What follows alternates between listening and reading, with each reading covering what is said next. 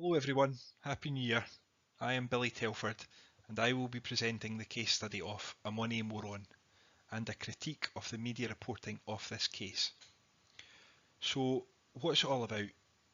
Well, about 11 AM on the 29th of June 2012, an Irish national named Andrew Shannon entered the National Gallery of Ireland in Dublin.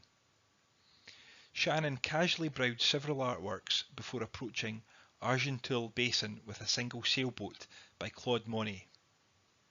He quietly contemplated the painting for a moment, and then, to the astonishment of the other visitors, he punched it, causing a tear that extended across 1/4 of the painting.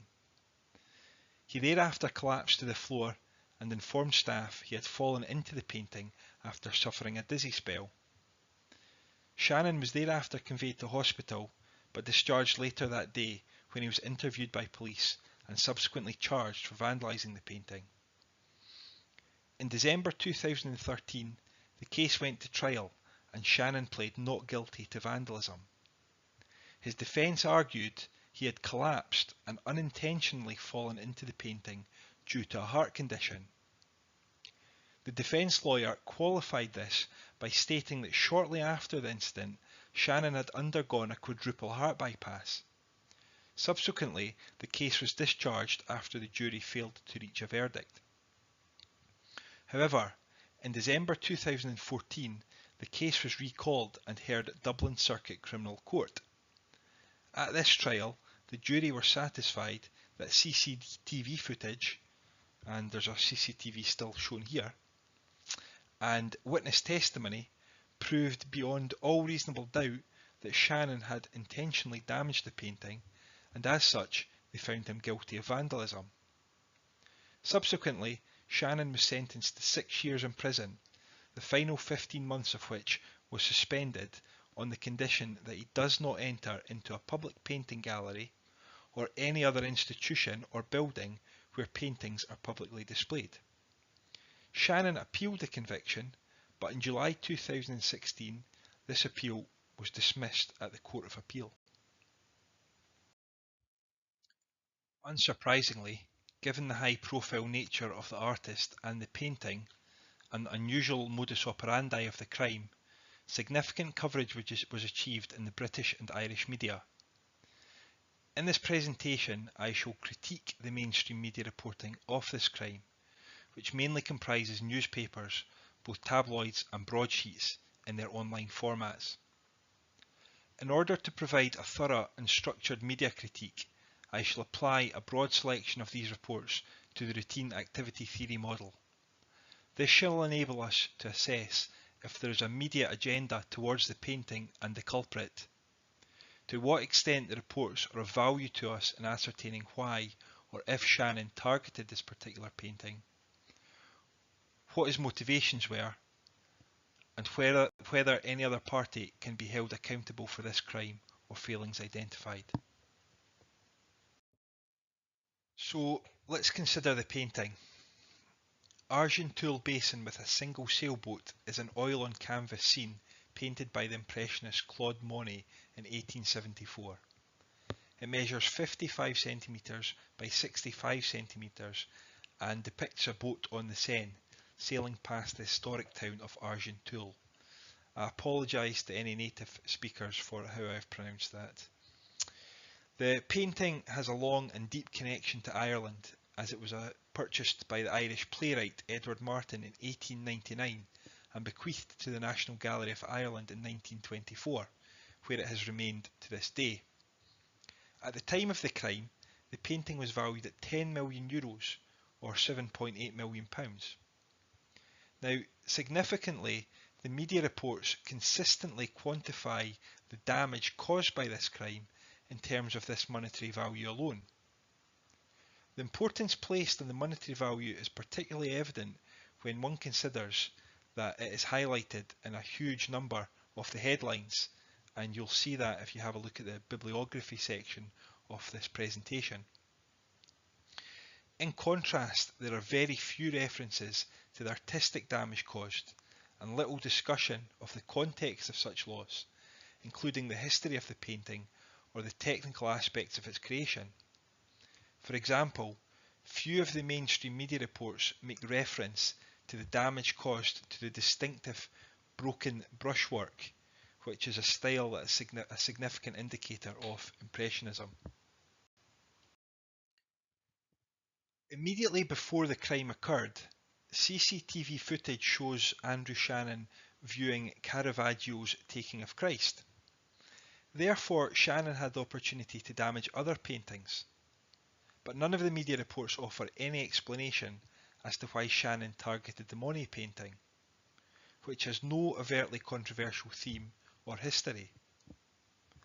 In a similar vein, few of the media reports expand on the fact that in 2014, Shannon was actually tried for damaging two further paintings at the Shelburne Hotel in Dublin, which is shown here.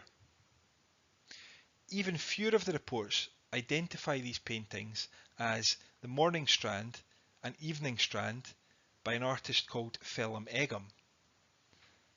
And going further, none of the reports provide a detailed description of these paintings or their context that could reasonably be used as the basis of a comparison with the Monet painting to establish any common denominator and therefore a possible motive. In any case, due to lack of evidence, the judge urged the jury to find Shannon not guilty of damaging these paintings at the Shelburne Hotel. So, what impression does the media give us of the culprit Andrew Shannon? Well, in the mainstream media reports, Shannon is repeatedly labelled an idiot and a thug, while other terminology used to describe him includes maniac, vandal, and my personal favourite, Monet Moron. However, none of the media reports provide any basis for these labels beyond this incident alone. The term maniac is used flippantly, as Shannon was presumably assessed to have mental capacity to stand trial. Therefore, this term is not accurate or productive to us. Yet, there are very few references to Mr. Shannon's employment as a French polisher, a skilled trade requiring formal qualifications and, to at least some extent, a respect for and knowledge of art. Further to this, only one report states that Shannon is well educated and is believed to provide legal advice to fellow inmates. This all contradicts the image of a thug and vandal that was more generally publicised. However, reinforcing this image, the most frequently published photograph of Shannon shows him leaving court with a slack-jawed, gormless expression on his face and wearing a tracksuit. This photograph was generally favoured over the police mugshot of Mr. Shannon, in which he had a more muted and respectable appearance. Both photos are shown here, so I'll let you make up your own minds with that one. Many of the media reports disclose Shannon's extensive list of previous convictions, such as theft of antiques and handling stolen property, including maps dating from 1651 and valued at €6,000. The mainstream media also consistently reported that after being charged for vandalising the Monet painting, police searched Shannon's house and seized 48 items of stolen art, books and antiques worth over $124,000 that were stolen from throughout Ireland and the UK. To compile such an extensive collection of high-value stolen property indicates that Shannon is a prolific, formidable and sophisticated criminal. However, none of the media reports interpret his criminal background as such, instead painting him as a two-dimensional thug and vandal. Several of the media reports state that Shannon might have vandalised the painting in order to, I quote, get back at the state. However, there are discrepancies as to the identity of the source of this information. Some reports attribute this information to a comment made by Shannon himself when interviewed by police. But other reports state this information was a theory only, proposed by a police officer when giving evidence at court. The reports do not elaborate on this theory, and although they disclose Shannon's criminal history in relation to art and antiques, they do not directly propose this as a source of grievance for which Shannon might want to get back at the state. Therefore, due to discrepancies and a lack of elaboration, the media reports do not lend credibility to the theory that Shannon's motivation was to get back at the state. And although the reports clearly infer this crime might have been politically motivated, they do not develop this or indeed use the word political at any time. Okay, so let's consider what role the media attribute to the National Gallery of Ireland. Well, none of the mainstream media reports provide any criticism or identify any failings in security at the gallery that enabled this crime to happen so simply. Images published in these reports clearly show that there are no physical barriers preventing persons having physical contact with any artworks in the gallery. Yet, the reports attribute no blame to museum practices. They are in fact quite positive towards the gallery when highlighting the painstaking restoration process undertaken by staff. Yet, on the flip side of the coin, the majority of the mainstream media reports only touch on this restoration process and fail to describe the extent of the process that included the collection of minuscule fragments of paint and the sewing together of thousands of fibres. Further, only one mainstream media report revealed that after this incident, the gallery intended to improve the painting's security by placing it behind protective glass. Taking all this into account, it would appear there is no media agenda in relation to the gallery. In fact, the mainstream media appear to consider the role of the gallery in this incident to be of little significance, offering no criticism of security practices before the incident and limited praise of the restoration process or increased security after the incident.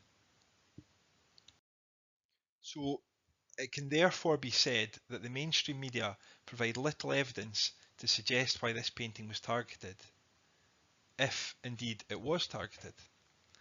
However, the reports typically hold Shannon alone fully accountable for the crime, attributing no blame to gallery practices or security measures. However, although damning in their condemnations, the reports do not directly attribute a single motive to Shannon's actions. Instead, they vaguely hint at several motives at once, which contradict each other. For example, Shannon is painted as a slack-jawed Monet Moron, but by highlighting that he was charged by police for two further similar vandalisms, the reports reveal a possible pattern of behaviour that flies in the face of this being a spontaneous incident born out of idiocy and thuggishness. In any case, it's clear that when considering the damage caused, the media reports attribute greater significance to the loss of any monetary value than the artistic or cultural value of the painting. Therefore, in closing, with this in mind, we should perhaps consider these profound words, once spoken by a great man. Show me the money! Sorry, I couldn't resist. Good night.